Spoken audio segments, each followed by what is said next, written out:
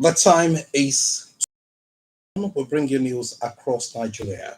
My name is Temitope. The nation's number one man, President Bola Tinubu wants Africans to know that leaders on the continent are not resting on their oars to lift the nations out of poverty and building resilient economies at their own pace. Speaking at the swearing in of President John Mahama in Accra, Ghana on Tuesday, President Tinubu said African leaders have found the critical path to their success. The president described the new Ghanaian president as a source of pride and honor to Ghanaians, the entire continent, and its diaspora. The federal government has announced immediate measures to address the high cost of food in the country.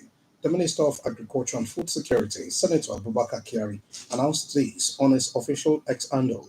Senator Abubakar stated that there will be a 150-day duty-free import window for food commodities. The window, according to the minister, will include the suspension of duties, tariffs, and taxes for the importation of certain food commodities through land and sea borders.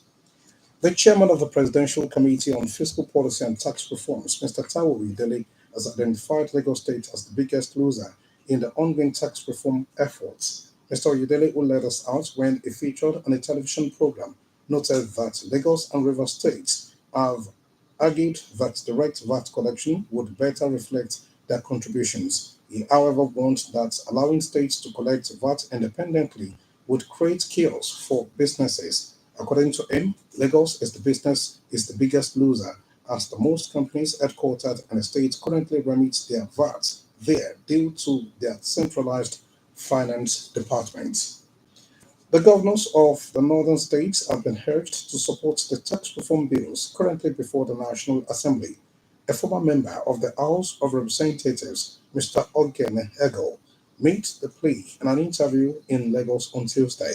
The former federal lawmaker urged the governors to seek more clarification for a better understanding of the provisions of the tax reform bills rather than outright opposition. He further said that the tax reform would ensure more revenue that would be available to the state and federal. Mr. Ego said that with the bills, money generated through VAT tax would be enormous, adding that every state would earn more money. Have been assured of Parliament's determination to ensure that the 2025 budget proposal are debated and passed in the interest of the nation. The deputy spokesman of the House of Representatives, Honorable Philip Agbese, gave the assurance in an interview.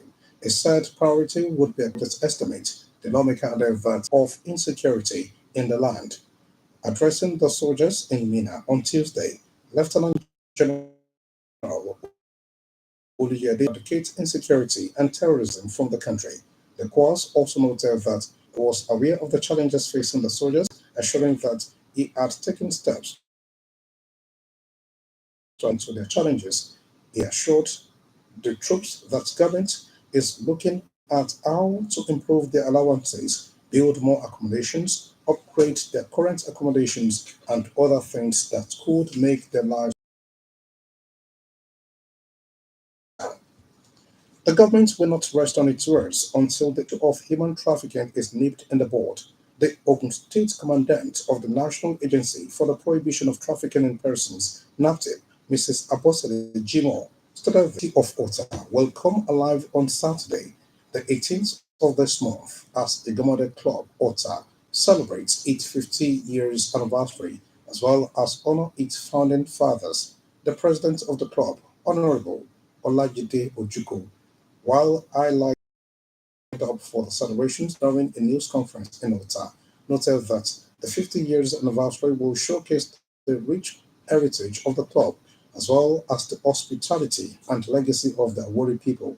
He explains that the club started with 18 promising young Ota sons that have the spirit of sportsmanship at heart, adding that the legacies of opponents and progress continue as Ota remains a place that encourages innovation, knowledge, and economic growth. The president, who is also a senior that the founding fathers of the club laid down series for the upcoming generation as the club will be launching 500 million naira multi-purpose building project in their honor.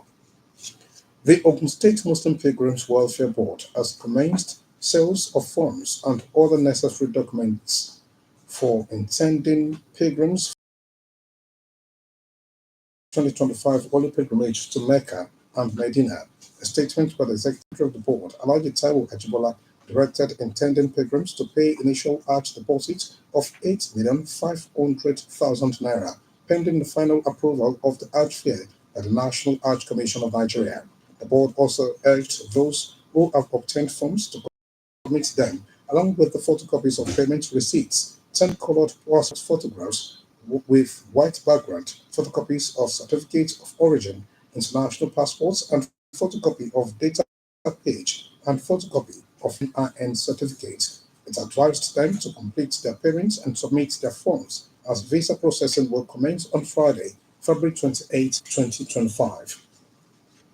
The annual New Year prayer by the family of the late Ashiwaju Nigbagbo Akile Jebu and the group managing director of FCMB, Otumba Olashuwumi Balogun, was held this midweek at the Otumba Tumashi Court, Ijebu-Ode.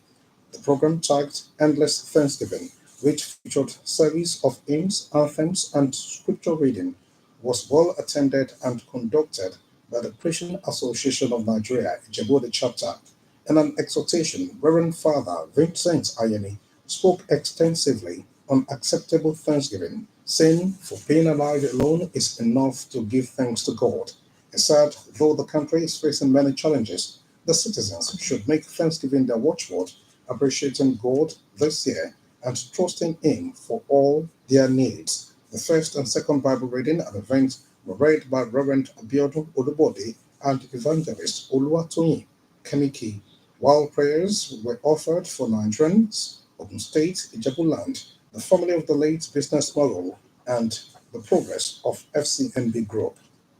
And out of sports, former Nigeria international Mutiu Adepoju has urged the Super Eagles players to give their support to the newly appointed coach, Eric Chell.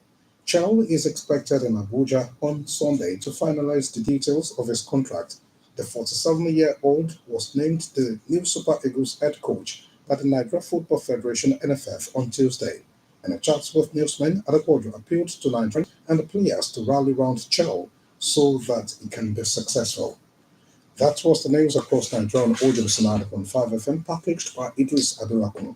Exclusive programs and visit our website at ogunradio.ng. Follow us on Facebook at Ogunradio Belta and on X at OGPC 905 FM. You can also listen to OGPC on the Radio Garden.